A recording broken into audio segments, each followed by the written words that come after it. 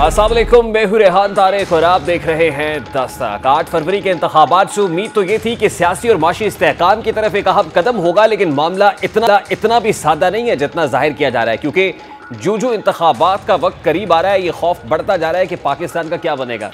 मुल्क की तारीख में पहली बार ऐसा महसूस हो रहा है कि इस्टेब्लिशमेंट और अदलिया सेम पेज पर नहीं है। जस्टिस मुनीर की अदालत हो या जस्टिस कुयूम की, बंदियाल की कोर्ट हो या साकिब निसार की कचहरी, इन सब में एक चीज़ मुश्तरक थी कि उन पर इस्टेब्लिशमेंट के साथ साजबाज करके नाम निहाद नजरिया ज़रूरत को परवान चढ़ाने का इल्ज़ाम था। लेकिन तारीख में पहली बार गुज़श्ता कुछ हफ्तों से महसूस हो रहा है कि अदलिया और इस्टेब्लिशमेंट बज़ाहिर आमने सामने। बज़ाहिर इस इख्तलाफ की पहली कड़ी इलेक्शंस की तारीख अनाउंस करते हुए सामने आई, लेकिन तहरीक इंसाफ की एक दरखास्त और इलेक्शंस के हवाले से शुकूक व शुबहात को जन्म देने के बाद सुप्रीम कोर्ट का मुदाखलत करना और हर सूरत इलेक्शंस मुकर्ररा वक्त पर कराने की हिदायत ने इज़्तिराब की कैफियत को जन्म दिया। इसके अलावा ये रियासत इस बात से भी परेशान है कि अदालतें मुसलसल 9 मई के किरदारों को रिलीफ फराम कर रही हैं। वही किरदार जिन्होंने पहले मईशत का जनाजा निकाला, बाद में 9 मई के सानहे की सूरत में मुल्क की सालमियत पर शब खून मारने की कोशिश की, रियासती काज़ी कज़ा को ये समझाने की कोशिशों में मसरूफ़ हैं कि 9 मई वाले ही वो किरदार हैं जिन्होंने आपके खिलाफ भी रेफरेंस बनाकर आपको रास्ते से हटाने की कोशिश की। लेकिन दूसरी तरफ अदलिया का वाज़ेह मौक़िफ़ है कि अदालतें तमाम फैसले आइन के अंदर रहकर कर रही हैं। आइन के अंदर जो हुकूक हर शहरी को दिए गए हैं, वही हुकूक 9 मई वालों को दिए जा रहे हैं। रियासत को इस चीज़ का इदराक है कि अगर 9 मई वाले दोबारा से इक़्तिदार में आए तो मुल्क डिफ़ॉल्ट कर जाएगा, सब सियासतदानों को फिर जेल में डाल दिया जाएगा, एक बार फिर गोगी और पिंकी का राज होगा, नाबालिगों की काबीना होगी, मीडिया का नातका तंग होगा, फौज के साथ तो बाकायदा महाजराई होगी। लेकिन अदालतें समझती हैं कि तूफान आए या जल्जला आए, हमारा काम सिर्फ इंसाफ है। हमें नताइज से कोई गर्ज नहीं है, नताइज को देखना रियासत का काम है। हम अपने अमाल और अपने इंसाफ करदा फैसलों की जवाबदेह हैं। हम चाहते हैं कि इलेक्शंस में शफाफियत हो, लोग रियासत और अदालत की इज्जत करें और उसकी तजलील ना करें। अवाम के फैसलों को कबूल करेंगे तभी आगे बढ़ेंगे। रियासत ने मुल्क को कौम के हवाले से लिए गए अदालती फैसलों पर पलके बिछाई।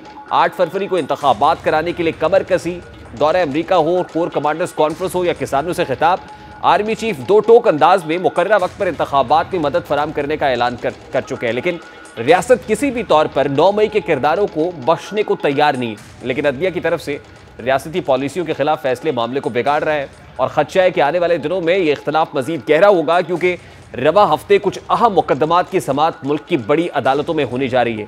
कल ताहयात नाअहली केस की समात होगी, जिसके 7 रुकनी लार्जर बेंच तश्कील दे दिया गया है। चीफ जस्टिस ऑफ पाकिस्तान की सरबराही में justice Mansoor Ali Shah, justice Yahya Afridi, justice Aminuddin Khan, justice Jamal Bandukhel, justice Mohammad Ali Mazhar और justice Musarrat Hilali larger bench का हिस्सा है। इसी तरह 3 जनवरी को लेवल प्लेइंग फील्ड के हवाले से भी 3 रुकनी बेंच तश्कील दिया जा चुका है।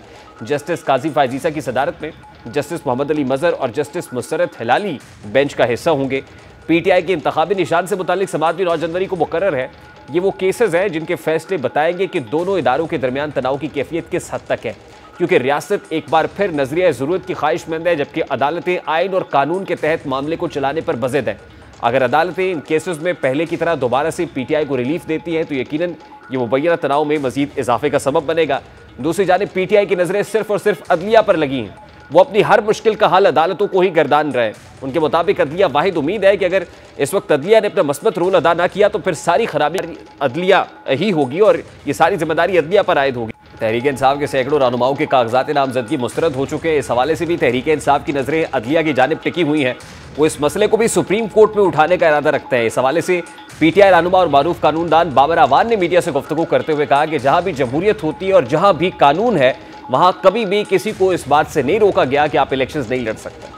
अगर ये केस भी तहरीक इंसाफ सुप्रीम कोर्ट ले जाती है तो इस हवाले से आने वाला फैसला भी पाकिस्तान की सियासत में तनाव का नया मोड़ ले आएगा। लेकिन उम्मीद है कि सुप्रीम कोर्ट इस दरखास्त को एंटरटेन नहीं करेगी, क्योंकि तरीक़ाकार के तहत कागजात नामजदगी मुस्तरद होने पर इलेक्शन ट्राइब्यूनल में उन्हें चैलेंज किया जाता है और रिलीफ ना मिलने पर हाई कोर्ट का ऑप्शन है और दूसरी जगह से मायूसी के बाद सुप्रीम कोर्ट से रुजू किया जा सकता है।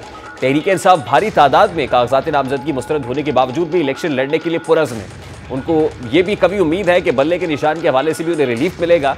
पीटीआई चेयरमैन बैरिस्टर गौहर ने वाज़ेह किया है कि हम इस्टेब्लिशमेंट के खिलाफ नहीं, ना ही हमारा कोई झगड़ा इस्टेब्लिशमेंट से। अब यहाँ सवाल ये है कि अदलिया और इस्टेब्लिशमेंट के दरमियान तनाव की कैफियत की एक तासुर कोई हकीकत है या महज एक तासुर ही है, और आने वाले दिनों में क्या ये तनाव मजीद बढ़ेगा। इस वक्त हमारे साथ पाकिस्तान तहरीक इंसाफ की वकील रहनुमा नईम हैदर पिछौता साहब मौजूद हैं, उनसे बात करते हैं। अस्सलाम वालेकुम नईम हैदर पिछौता साहब, बहुत बहुत शुक्रिया आपके वक्त के लिए। सबसे पहले तो ये कहिएगा कि लेवल प्लेइंग फील्ड को लेकर सुप्रीम कोर्ट ऑफ पाकिस्तान का दरवाजा पीटीआई ने खटखटाया। आज ही जस्टिस काजी फाइज ईसा की तरफ से कहा गया कि इसको टेकअप करेंगे, लेकिन क्या हुआ? आपकी लीगल टीम की तरफ से कोई सुस्ती का मुजाहरा किया गया इस केस को आज टेकअप नहीं किया जा सका? तो देखिए, बहुत शुक्रिया जी। ऐसी बात नहीं है कि ये कोई दरख्वास्त आज की है, और अगर बात की जाए फंडामेंटल राइट्स की वॉलेशन की तो इससे पहले भी सुप्रीम कोर्ट में हम रजू कर चुके हैं और उसके ऊपर रजिस्ट्रार ऑफिस ने एतराज लगाया कि ये मफाद आमा का मामला नहीं है। और अगर तौहीन अदालत की बात की जाए तो ये दरख्वास्त भी कोई आज की नहीं है, बल्कि 5-6 दिन पहले की दी हुई है, और उसके ऊपर यही कहा गया था कि कल के लिए फिक्स किया जाएगा। लेकिन ये जुमेरात को भी फिक्स नहीं हुई, जुमे को भी फिक्स नहीं हुई, और आज मंडे के लिए भी फिक्स नहीं थी। आज तो शोएब शाहीन साहब बाई चांस वहां पर गए, और इसी तरह से क्योंकि पूरे पाकिस्तान से जो कॉल्स आ रही थी, या जैसे नॉमिनेशन पेपर हमारे रिजेक्ट किए गए, 90% हमारे पेपर रिजेक्ट कर दिए गए हैं, तो उसके ऊपर ये सारी चीजें देखते हुए उन्होंने कहा कि हम जाकर ओपन कोर्ट के अंदर उनसे गुजारिश करेंगे। तो जब गुजारिश की तो उन्होंने कहा कि समाअत खत्म होती है तो फिर आप आइएगा। फौरन ही उन्होंने केसेस की समाअत खत्म कर दी। जो शोएब साहब थे वो हाई कोर्ट के अंदर कोई उन्होंने बायोमेट्रिक करवाना था, वापस आए, लेकिन उस वक्त तक खत्म हो चुका था। और उसके बाद जो है रजिस्ट्रार जो है उनसे जाकर रिक्वेस्ट की और उन्होंने तब जाकर फिक्स की। बात यह है कि ये दरखास्त देने की भी जरूरत नहीं है, इसके लिए कोई हमें पुश करने की भी जरूरत नहीं है। सुप्रीम कोर्ट, अदालतें या हुकूमत या जो सारा निगरान इस वक्त सेटअप बैठा हुआ है, उनका क्या काम है? फंडामेंटल राइट्स की वॉलेशन कहीं पे भी हो तो सो मोटो ले लिया जाता है, लेकिन यहाँ पर बार बार पुश करने के बावजूद आप देखें कि सामने लोग अगवा हो रहे हैं, वकील अगवा हो रहे हैं। आज जमशेद दस्ती साहब, आपने वीडियो भी देखी होगी, उनकी बीवी किया गया है, उसके ऊपर थाने के एसएचओ से फिर कहा जाता है कि आप जाकर स्टेटमेंट दे दो। जी, एसएचओ मुजफ्फरगढ़ का तो उसके ऊपर स्टेटमेंट आ गया और वो कहते हैं कि ऐसी कोई कार्रवाई नहीं हुई, पुलिस की तरफ से ऐसी कोई कार्रवाई नहीं की गई जो जमशेद दस्ती साहब कह रहे हैं। और उस बात का सुराग लगाया जाता कि एक साबिक है, मैंने हलफ के ऊपर सहरी के टाइम ये वीडियो पैगाम जारी कर रहा है, उस चीज को जो है वो बजाय ये कि उसके ऊपर कार्रवाई होती, बल्कि अच्छा पुजाता साहब, लेवल प्लेइंग फील्ड को लेके इलेक्शन कमीशन ऑफ पाकिस्तान कह चुका, सुप्रीम कोर्ट ऑफ पाकिस्तान ने भी वाज़ेह डायरेक्शंस दे दी। अब ये जो पिटीशन है 3 जनवरी को 3 रुकनी बेंच समाअत करने जा रहा है, इस पे पीटीआई की प्रेयर क्या है, क्या इस्तदा करेंगे कोर्ट के सामने? देखिए, लेवल प्लेइंग फील्ड की बात जो हुई थी वो ये क्या था मामला? सुप्रीम कोर्ट ने खुद कहा कि पाकिस्तान तहरीक इंसाफ को लेवल प्लेइंग फील्ड नहीं दी जा रही। इलेक्शन कमीशन को डायरेक्शन दी थी कि आप 3 बजे इनसे मिलें और जो इनके तहफ़्फ़ुज़ात हैं वो दूर किए जाएं। उस वक्त क्या मामला था कि हमारी दरखास्तें नहीं ली जा रही थी, तायद कुनंदे, तजवीज़ कुनंदे उठाए जा रहे थे और अगवाकारियां, ये सिलसिला पूरे पाकिस्तान के अंदर जारी रहा। आपने देखा कि इलेक्शन कमीशन का काम जो होता है वो फ्री एंड फेयर इलेक्शन जो है वो कंडक्ट करवाना। कोई अफसर अगर किसी सीट के ऊपर बैठे हुए अपने ओहदे का गलत इस्तेमाल करता है या ड्यूटी जो है वो परफॉर्म नहीं करता तो उसे फौरन हटाया जाता है, उसके खिलाफ एक्शन लिया जाता है। आपने कहीं पर देखा खाली एक लेटर लिख दिए गया चीफ सेक्रेटरीज को, आईजीज को, कि जनाब आप जो है मुल्क के अंदर जो ये सारी सूरत हाल चल रही है, जो भी आपके पास कोई शिकायत लेकर आएगा तो उसकी ग्रीवियंस जो है वो की हल कीजिएगा, जो भी उसका मामला है उसको टेकअप कीजिएगा। लेकिन प्रैक्टिकली देखा कि वही आरओ, वो डीआरओ जो कि ऐसे हीरे जो इलेक्शन कमीशन ने खुद चूज किए थे, जिसके ऊपर सुप्रीम कोर्ट ने मोहर सबत की थी, वो हीरे जो हमारे जलसों के अंदर पानी छोड़ रहे हैं, वो हीरे जो अच्छा नहीं पुजाता साहब, एक तरफ तासुर ये है और वीडियोस पीटीआई के लोग ये पब्लिश कर रहे हैं कि नॉमिनेशन पेपर सबमिट नहीं कराने दिए जा रहे हैं, दूसरी तरफ स्टैट्स ये है कि पीटीआई की तरफ से सबसे ज्यादा नॉमिनेशन पेपर सबमिट कराए गए हैं। तो अगर आरओज और डीआरओज वाकई कोई उनकी तरफ से कोई अनजस्टिफाइड एक्ट है तो फिर इतने nomination papers PTI back candidates के कैसे सबमिट हो गए? देखिए, ये ऐसी बात करने वालों को जो है वो सोचना चाहिए और उनके लिए शर्म से डूब मरने का मकाम ये है कि उनके सामने उनके भाई, कुलीग या कोई भी हमारा शहरी अगर वो चाहता है कि मैं इलेक्शन लड़ना चाहता हूँ, उसे उठा लिया जाता है। आपने देखा कि जो साबका हमारे टिकट होल्डर्स थे, एमएनएज थे, उनके ऊपर कैसे क्रैकडाउन किया, उनको अगवा करके वीडियोस, बयान जो है वो लिए गए, उनसे पार्टियां चेंज करवाई गई। हाँ, पीटीआई के अंदर थे, वो 9 मई के अंदर इन्वॉल्व थे। जो ही वो अलग होते गए उनके ऊपर मुकदमात भी खत्म है। आज परवेज खट्टक को प्रोटोकॉल हासिल है, हालांकि 9 मई वाले दिन वो उस वक्त केपी के सदर थे और पूरा काफिला लीड कर रहे थे। इसी तरह के सारे देखे जाएं तो जो भी आईपीपी में गए, फर्क हो या कोई आमर क्यानी हो या कोई भी हो, तो सारे वो बिल्कुल बरी जिम्मा है। तो ये बात जो है इन सियासतदानों को करने की जगह के ऊपर इन्हें ये कहना चाहिए था कि ये जो अगवाकारियां लोगों के ऊपर तशद्दुद किया गया, बल्कि सियासी मैदान में मुकाबला करते हैं ना। तो अब आप क्या कह रहे हैं? आपकी दरखास्त तो ये है कि 9 मई के वो तमाम तर मुल्जिमान जिनको इलेक्शंस नहीं लड़ने दिए जा रहे उनको इलेक्शंस के लिए अहल करार दिया जाए। आप तो 9 मई के मुल्जिमान के हवाले से ये प्रेयर कर रहे हैं ना कोर्ट के सामने कि उनको इलेक्शन लड़ने की इजाजत दी जाए। नहीं नहीं नहीं नहीं, आप बिल्कुल गलत सवाल है। मैं बड़ा आपको क्लियर भी है, आप जानबूझ के ऐसा सवाल कर रहे हैं। मैं क्लियर करना चाहता हूं कि कोई भी किसी मुकदमे के अंदर इन्वॉल्व होगा तो उसका मतलब ये नहीं है कि वो इलेक्शन नहीं लड़ सकता। यहाँ पर इसहाक डार इश्तिहारी था, तब भी उसके पेपर एक्सेप्ट हुए थे, इश्तिहारी था।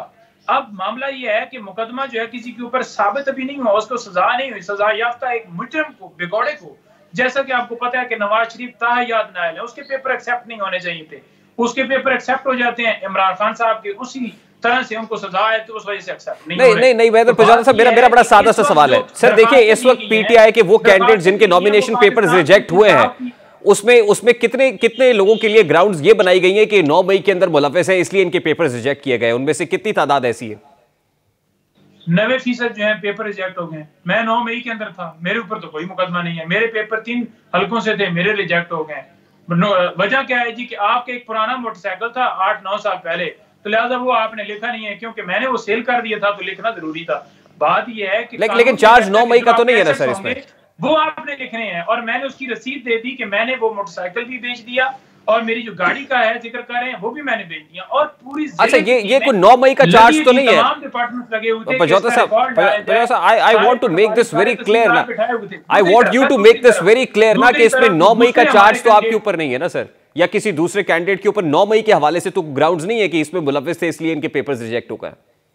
मैं यही गुजारिश कर रहा हूं कि कोई पेपर उनका चेक ही नहीं किया गया दूसरी जमातों के, उनके पेपर निकालें, आप चले जाएं, आपके चैनल के तवज्जुह से आप चले जाएं, आप चेक कर लें मेरे हल्के से, दूसरे उम्मीदवार के पेपर चेक कर लें, मेरे वाला कोई एक एनओसी भी उनके पास हो ना, जो मुझसे मांगा गया, वकालत करता हूं उसके भी हर साल का टैक्स आ गया है। मेरा जो घर है 2 कनाल से ज्यादा है, उन्होंने कहा कि फौरन एक घंटे के अंदर लेकर आओ, ठीक है। उसके बावजूद तमाम रसीदें देने के बावजूद उन्होंने रिजेक्ट कर दिए, क्योंकि डायरेक्शंस ऊपर से थी। अब कहां ऊपर से थी ये मुझे नहीं पता।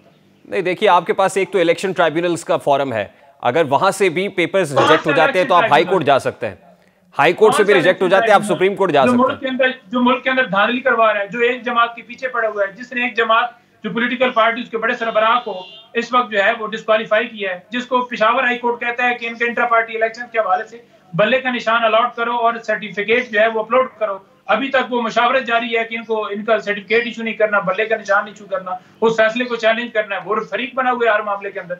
आप उस इलेक्शन कमीशन की बात मैं यही कह रहा हूं ना कि अगर उस इलेक्शन कमीशन से आपको इंसाफ नहीं मिलता तो आपके पास हाई कोर्ट का फॉरम है ना सर, फिर आप हाई कोर्ट जा सकते हैं। अगर हाई कोर्ट से भी इंसाफ नहीं मिलता आप सुप्रीम कोर्ट जा सकते हैं, तो इसका मतलब ये तो नहीं है कि तमाम दरवाजे बंद हो गए। आप समझते हैं कि हमारे अदलिया, हमारे बाकी सारी जो इदारे हैं वो आजाद हैं, लेकिन पाकिस्तान तहरीक इंसाफ को जब इन्हीं इदारों से रिलीफ मिल रहा है तो मुझे तो लगता है कि आइन और कानून और इंसाफ की हुक्मरानी है। बिल्कुल बड़ी आइन और कानून की हुक्मरानी है, और मीडिया के ऊपर भी बिल्कुल आजादी है, हर सहाबी के ऊपर आजादी है, आप हर चीज चला सकते हैं। आप इमरान खान भी आपकी स्क्रीन पे चल रहा होगा, उसकी तस्वीरें भी चल रही होंगी, उसकी तकरीरें भी चल रही होंगी। इमरान खान जो है वो इसके अलावा जो साफी हैं उनको बिल्कुल हदायत भी नहीं जारी होती होंगी कि आपने इस हद तक इस बंदे को लेना है, इस बंदे को नहीं लेना, इसके ऊपर पाबंदी है, इसके ऊपर नहीं पाबंदी। आपके साफी दोस्तों को भी बिल्कुल नहीं उठाया गया, बिल्कुल, क्योंकि मीडिया पजौता साहब आपके हवाले से तो किसी ने ये नहीं कहा कि आपको नहीं लेना है या आपके ऊपर को पाबंदी है। मैं तो ये कह रहा हूँ कि सुप्रीम कोर्ट ऑफ पाकिस्तान से पाकिस्तान तहरीक इंसाफ को रिलीफ दर रिलीफ मिल रहा है, फिर भी आप सेटिस्फाइड नहीं है सुप्रीम कोर्ट ऑफ पाकिस्तान के इन फैसलों से? सर मेरी गुजारिश ये है कि चीफ जस्टिस साहब के पास हमारी दरखास्त गई थी फंडामेंटल राइट्स की। क्या मुल्क के अंदर अगवा नहीं हो रहे? क्या लोगों के घरों में छापे नहीं मारे? क्या डकैतियां नहीं हो रही? क्या उस्मान डार की वालदा के साथ बदसलूकी नहीं की गई? क्या मोहन सिलाई की वालदा जो है उनसे पेपर नहीं छीने गए? तो ये तो 3 जनवरी को केस लग गया ना सर, 3 रुकनी बेंच सुनेगा आपकी। फंडामेंटल राइट्स की पिटीशन पहले की है, आज जो कॉन्टेम्प्ट फाइल की गई है लेवल प्लेइंग फील्ड की गई है, और जाकर उन्होंने समाप्त की है ना। अब देखते हैं इसके ऊपर क्या एक्शन होता है। इलेक्शन कमीशन को मुअत्तल किया जाता है या क्या होता है, या उसके खिलाफ तौहीन अदालत की कार्रवाई होती है, उसे जेल में डाला जाता है, या जो आईजी चीफ सेक्रेटरी बैठे हुए उनके साथ क्या कार्रवाई होती है? यही कार्रवाई होनी है कि आप प्रेस कॉन्फ्रेंस कर दें तो आपको छोड़ दिया जाएगा, जैसा कि इस्लामाबाद हाई कोर्ट के जस्टिस ने कहा। तो फिर मेरा ख्याल में अगर ये इंसाफ है तो फिर कमाल ही है भाईजान। नहीं, वो रिमार्क्स बड़े इंपॉर्टेंट है इस्लामाबाद हाई कोर्ट के भी, और उसमें पीटीआई के अगेंस्ट तो कोई आंसर नजर नहीं आता। सुप्रीम कोर्ट ऑफ पाकिस्तान से आपको तवक्को नहीं है कि 3 रुकनी बेंच जो जस्टिस काजी फायजा की सरबराही में 3 जनवरी को इस केस को सुनने जा रहा है, जितनी बर्क रफ्तारी से केसेस लग रहे हैं आपके, टेकअप हो रहे हैं और समाप्त हो रही है, you are still unhappy sir? बल्क रफ्तारी से हमारे लोग अगवा हो रहे हैं, बर गिरफ्तारी से हमारे लोगों के ऊपर तशद्दुद हो रहा है। बर गिरफ्तारी के साथ पूरी स्टेट जो है हमारे लोगों के खिलाफ है और वो 80% अवाम का मैंडेट जो है वो चुरा कर एक घोड़े को बैठाना चाहते हैं मनसब के ऊपर। अच्छा, चलिए मुझे फिर बड़े सादा से सवाल का जवाब देना ही मैदर पिछौता साहब। 75 साल से हमारी अदलिया एस्टैब्लिशमेंट का दस्ते रास्त बन के काम करती रही है, इज इट ट्रू? मेरी गुजारिश सुन। नहीं, मेरा सवाल अब ले लेना सर, पहले मेरा सवाल ले ले सर, कि आप इससे इत्तेफाक करते हैं कि 75 साल में हमारी अदलिया एस्टैब्लिशमेंट का दस्ते रास्त बन के काम करती रही है, आज मामलात बिल्कुल फर्क हो गए हैं, इज इट ट्रू? चैनल के ऊपर जैसे शेख शहीन के ऊपर पाबंदी लगी है ना, मैं कोई एक लाइन क्रॉस करूंगा ना तो फिर आप भी पाबंदी होगी, मेरे ऊपर भी पाबंदी होगी। खान साहब का जो मिशन था वो क्या था? खान साहब के हवाले से कहा जाता है कि वो हकीकी आजादी अपने मुल्क से चाहते थे। उन्होंने कहा जी कि मैं हकीकी आजादी अपने मुल्क से चाहने की जो बात मैं करता था वो ये था कि हमारे अदारे आजाद होने चाहिए, मीडिया के ऊपर प्रेशर नहीं होना चाहिए, अदलिया आजाद हो, हमारे अदारे आजाद, किसी को मजबूर ना किए जाए। यहाँ पर ये ना हो कि एक अमीर के लिए अलग कानून, एक गरीब के लिए अलग कानून, बल्कि तमाम लोग कानून के सामने बराबर हों। यहाँ जो मुल्क लूट कर खा गया है उसे आप मनसब पे बैठाए जाए और एक जो है वो मोटरसाइकिल चोर है उसकी जमानत ही ना हो, तो ये कहाँ का कानून है? तो यहाँ पर कानून जो है सबके लिए बराबर होना चाहिए। इस आजाद पाकिस्तान की इमरान खान ने बात की और आज भी आप देख लें कि क्या आजाद हुआ है। नहीं, मैं तो इस आजाद अदलिया को देख के इंतहाई ऑप्टिमिस्ट हूं सर, मैं तो इंतहाई मस्बत सोच रहा हूं अदलिया के खास तौर पे हालिया फैसलों को देखकर। वो इलेक्शंस कराने का फैसला हो 8 फरवरी का पत्थर पे लकीर हो, या उसके बाद पाकिस्तान तहरीक इंसाफ के केसेस को टेकअप करके फौरी रिलीफ फराम करना हो, तो मैं तो बहुत ऑप्टिमिस्ट हूं। क्या वजह है कि नईम हैदर पिछौता साहब ऑप्टिमिस्ट नहीं है आज, या अदालत से कोई अच्छी तवक्को नहीं रख रहा है? देखिए, हम तवक्को से अदालत में जाते हैं, हम सुप्रीम कोर्ट में भी दरखास्त लेकर गए हैं और आवाम के लिए लेकर गए हैं।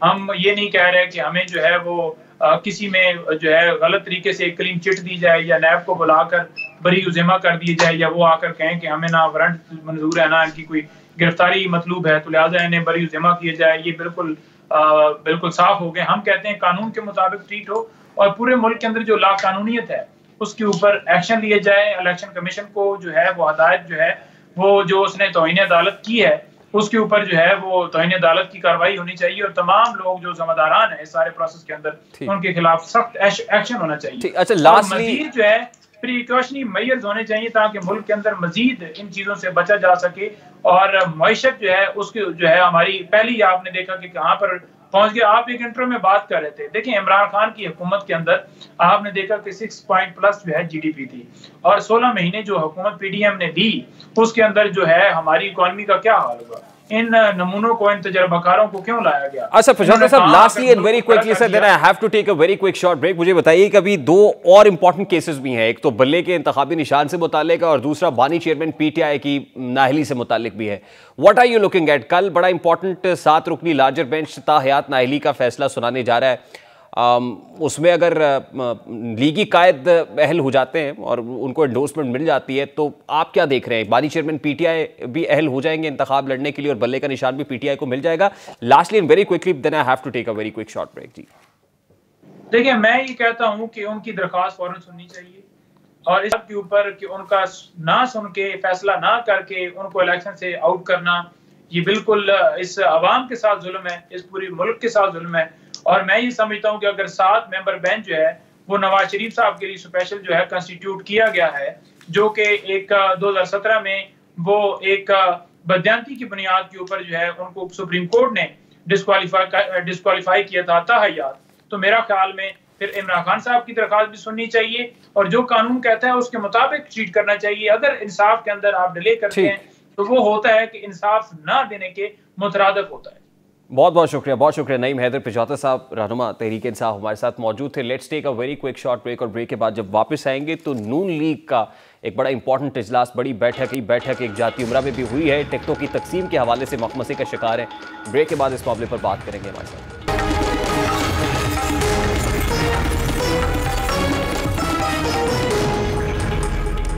आइंदा अब इंतखाबात में मुस्लिम लीग नून को बज़ाहिर फेवरेट करार दिया जा रहा है। हर तरह का मैदान उनके लिए साजगार है। नून लीग के सियासी मुखालिफ पंजाब में या तो बहुत ज़्यादा कमज़ोर हैं और जो बज़ाहिर ताकतवर थे 9 मई के बाद दीवार से लगे हुए हैं। इस तरह नून लीग के लिए पंजाब की हद तक मैदान खासा साफ दिखाई दे रहा है। इसके बावजूद ये जमात अंदरूनी तौर पर तनाज़ात का शिकार है। नून लीग पीडीएम हुकूमत में रहने वाले इत्तेहादियों के साथ तो राहो रस्म बढ़ा रही है, लेकिन इसके अपने उम्मीदवारों में इस्तराब और कशमकश हर गुजरते दिन के साथ बढ़ती चली जा रही है। टिकटों को लेकर बहुत से हलके ऐसे हैं जहां नून लीग के 2 या 2 से ज्यादा हैवीवेट सामने और किसी तौर पार्टी फैसलों की पाबंदियों के खिलाफ आवाज बुलंद कर रहे हैं। उम्मीदवारों के टिकटों की तकसीम मुस्लिम लीग नून की क़यादत के लिए दर्द सर बन गई है।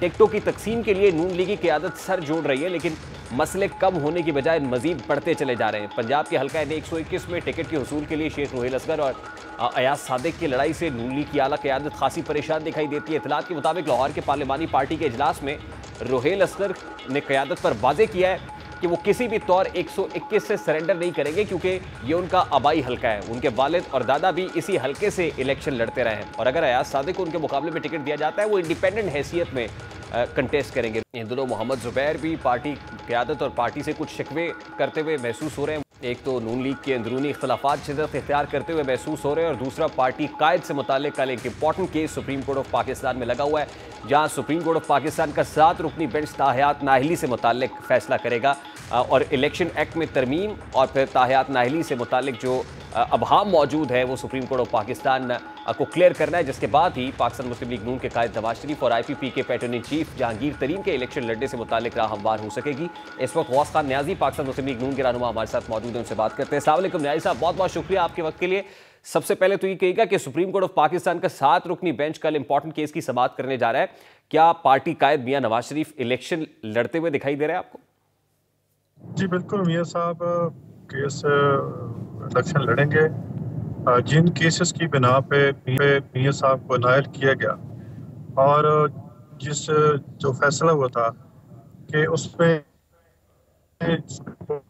था कि बज़ाहिर लगता है कि मियां साहब किस केस में इन्वॉल्वमेंट है, इसलिए मियां साहब को नायल किया जाता है फॉरएवर। लेकिन जिन पे केसेस पे और वो जो जैसे याद हसन के निगरानी में बोर्ड ने समाअत की और फैसला दिया, फिर हाई कोर्ट ने उसको सेट असाइड कर दिया और जिस फ्लैगशिप के तो वैसे बरी हो गए मियां साहब। तो मेरा ख्याल मियां साहब इलेक्शन लड़ेंगे। पिछले 2018 के इलेक्शन में कई ऐसे मसाले हैं कि सुप्रीम कोर्ट अगर मियां साहब इलेक्शन लड़ेंगे तो फिर क्या बानी चेयरमैन PTI भी इलेक्शन लड़ रहे होंगे, क्योंकि उनकी सजा भी मुअत्तल है, लेकिन नाअहली का फैसला बरकरार रखा गया। इस फैसले को सुप्रीम कोर्ट ऑफ पाकिस्तान में PTI ने चैलेंज किया, तो क्या फिर बानी चेयरमैन PTI को भी इलेक्शन लड़ने का हक होना चाहिए? हम जमहूरी लोग जी, हम जमहूरी लोग हैं, हम तो चाहते हैं इलेक्शन लड़े, सबके लिए मैदान खुला होना चाहिए और फ्री एंड फेयर इलेक्शन होना चाहिए। हम तो कभी नहीं डरे से, बिल्कुल उसको मौका मिलना चाहिए। पाकिस्तान तहरीक इंसाफ ने लेवल प्लेइंग फील्ड का मुतालबा किया है। सुप्रीम कोर्ट ऑफ पाकिस्तान 3 जनवरी को इस केस की समाअत भी करने जा रहा है, तो आपको लगता है कि लेवल प्लेइंग फील्ड तभी क्रिएट होगा जब बानी चेयरमैन PTI को भी प्लेइंग फील्ड में खेलने का मौका दिया जाएगा? देखो, जो लोग 9 मई के वाक़यात में मुलव्वस हैं, अगर खान साहब उसमें मुलव्वस हैं या कोई उस पर जुर्म नहीं है, अगर उस पर वो क्वालिफाई करते हैं तो इलेक्शन लड़ना चाहिए। हमने कब कहा है? देखो, हम उसमें मुद्दई तो नहीं है, कानून ने अपना रास्ता बनाया है और उस पर डिस्क्वालीफाई 5 साल के लिए हो गए थे। नहीं, लेकिन डिस्क्वालिफिकेशन तो न्याजी साहब तोशा खाना केस में है ना, डिस्क्वालिफिकेशन 9 मई में तो नहीं है। अगर नहीं है तो जिस केस में नाअहली हुई है उसमें तोशा खाना केस, उसमें अगर वो अलाउ करते हैं मुअत्तल है, अगर फिर मुअत्तल का मतलब ये नहीं होता कि केस खत्म होगा, कन्विक्शन तो है उसमें। अगर मुअत्तल है तो वक्ती तौर पर मुअत्तल है ना, तो उसको कोर्ट ये देखेगी, सारे पहलू देखेगी। ऐसा बल्ले का निशान PTI को मिलने पर तो पूरी नून लीग सरापा एहतजाज है, अदालत को हदफ तनकीद बनाए हुए है। तो अगर बानी चेयरमैन PTI को भी इलेक्शन लड़ने का मौका फराम कर देती है अदालत, तो फिर खासतौर पर आपकी जो पार्टी है वो अदालत के साथ क्या करेगी?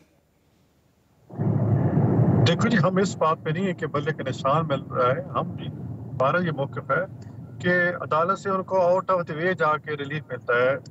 ये हमने भी 3-4 साल गुजारे हैं जेलों में और हमें पाबंदी से हासिल किया गया और उनको इतनी सहूलतें दी जा रही हैं। अब देखो, खान साहब की जितनी जेल में सहूलतें किसी आम कैदी को मैसर नहीं है। हमें तो वो मतलब कोई शक ही नहीं होता था और फिर उस पर जो खाना जो है वो जेल का खाना दिया जाता था, उनको पसंद का खाना दिया जा रहा है, उनको देसी बोल नहीं। तो आप क्या कह रहे हैं कि उस वक्त अगर अदालत अनजस्टिफाइड एक्ट कर रही थी, गलत फैसला दे रही थी, तो आज भी अदालत से आप ऐसे ही एक्सपेक्ट करते हैं कि वो आपके हक में फैसला दे और आइन और कानून को बाला ताक रखते हुए फैसले सुनाए? बात सही और गलत की नहीं है, अदालतों का एहतराम करते हैं, लेकिन जब सब सामने नजर आ रहा है कि एक मतलब इलेक्शन कमीशन जो फैसला करता है, अदालतें उसको फौरन रिलीफ दी जाती है, उसको गिरफ्तार पहले किया गया, फिर दूसरे दिन जमानत हो गई, या फिर अब सजा के तौर पर वो जेल के अंदर है। उनके जितने बंदे हैं उनको आउट ऑफ वे रिलीफ दिया जाता है। तो ये हमारा ये है कि बता दो हमारे लिए, देखो हमारे दौर में तो मियां साहब के से सदारत भी छीन ली गई, हालांकि वो बिल कौमी असम्बली और पार्लियामेंट ने पास किया था कि मियां साहब पार्टी की सदारत रख सकते हैं। वजह क्या थी कि ये नाअहल है। अच्छा नया साहब, इस वक्त पाकिस्तान मुस्लिम लीग नून के अंदर जो टिकट्स की तकसीम के हवाले से गैर यकीनियत मौजूद है, ये कब तक गैर यकीनी के बादल छट जाएंगे? क्योंकि पंजाब में खास तौर पे आपके अपने ही जो रहनुमाएं हैं जिन्होंने पार्टी के लिए बहुत जो लॉयलिस्ट रहे हैं, कुर्बानियां दी हैं, वो भी अभी गुमगू की कैफियत में कि उनको टिकट मिल रहा है कि नहीं मिल रहा। रोहेल असगर की बात की जाए अगर लाहौर से, तो वो कहते हैं कि अगर मेरे मुकाबले में यार सादिक को उतारना है तो मैं इंडिपेंडेंट हैसियत में लड़ लूँगा। इसी तरह से अलीम खान साहब भी वहीं से इलेक्शन कंटेस्ट करना चाहते हैं, जो उनका हल्का है जहाँ से वो इलेक्शन कंटेस्ट करते रहे हैं। मरियम नवाज साहिबा को वहाँ से उतारने का फैसला किया है, लेकिन अलीम खान को कैसे राम करेंगे? इसी तरह मुताद्दिद कॉन्स्टिट्यूंसी के अंदर जो है प्रॉब्लम है। फैसलाबाद के अंदर तलाल चौधरी का प्रॉब्लम है, शेर वसीर इलेक्शन लड़ेंगे या तलाल चौधरी लड़ेंगे, तो इस सारे मामले को कैसे को काउंटर फाइट करेंगे? इस पर आपकी पार्टी क्या कर रही है? देखिए जी, मुस्लिम लीग एक बड़ी पार्टी है, उसके अंदर बहुत सारा टैलेंट भी है, बहुत से उम्मीदवार लड़ने भी जाते हैं, तो ज़ाहिर है पार्टी उसके लिए वे आउट निकालेगी। उन्होंने तमाम पाकिस्तान से उम्मीदवार इंटरव्यू मुकम्मल कर लिए हैं। अब 13 तारीख है जनवरी अपना इलेक्शन सैंपल जमा कराने की, उससे पहले पहले सारे ये फासले जो है फैसले हो जाएंगे और मुतल्लिका बंदों को टिकट दे दिए जाएंगे। ज़रूर उसमें कोई नाराज भी होंगे, रिफ्ट भी होगी, लेकिन जब पार्टी जो बेहतरीन उम्मीदवार होंगे उनको उतारेगी और एक कंसेंसस के साथ उतारेगी। नहीं, व्हाट डू यू सजेस्ट कि पीटीआई के मुनर्रफीन को प्रेफर करना चाहिए पार्टी लॉयलिस्ट के ऊपर, या फिर जो पार्टी लॉयलिस्ट हैं, जो आपके अपने वर्कर्स हैं जिनकी स्ट्रगल रही है, उनको प्रेफर करना चाहिए सीट एडजस्टमेंट वाले मामले में? देखो जी, मैं तो छोटा सियासी वर्कर हूँ। मेरा तो ये ख्वाहिश होगी कि जो पार्टी की लायल रहे हैं जो। बहुत बहुत शुक्रिया। गौस मोहम्मद खान न्याजी हमारे साथ मौजूद थे। भी एक ब्रेक लेंगे और ब्रेक के बाद जब वापस आएंगे तो मुल्क भर में बिजली के बड़े ब्रेकडाउन की बुनियादी वजह क्या है, लोड शेडिंग क्यों बढ़ गई है, इस पर बात करेंगे। इस ब्रेक के बाद हमारे साथ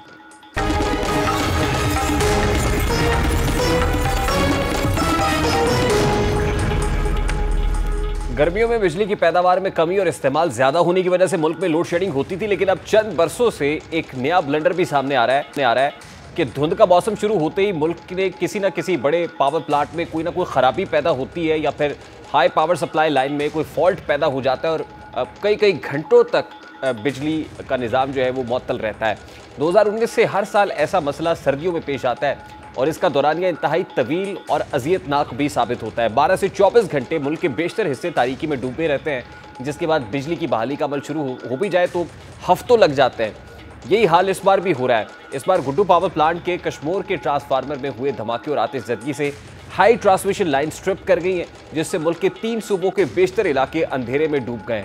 हुक्काम के मुताबिक फनी खराबी के बायस पावर हाउस के स्विच यार्ड में धमाका हुआ। पावर प्लांट में लगने वाली आग सख्त जद्दोजहद के बाद बुझा दी गई, ताहम लाइनें ट्रिप होने से सिंध, पंजाब और बलूचिस्तान के मुख्तलिफ अजला को बिजली की फराहमी मुअत्तल हो गई है और कहने को इन इलाकों में बिजली बहाल कर दी गई है, लेकिन हकीकत में बिजली बहाल होने के बावजूद भी मुख्तलिफ शहरों में लोड शेडिंग का दौरानिया 12 घंटे से भी तजावुज़ कर चुका है।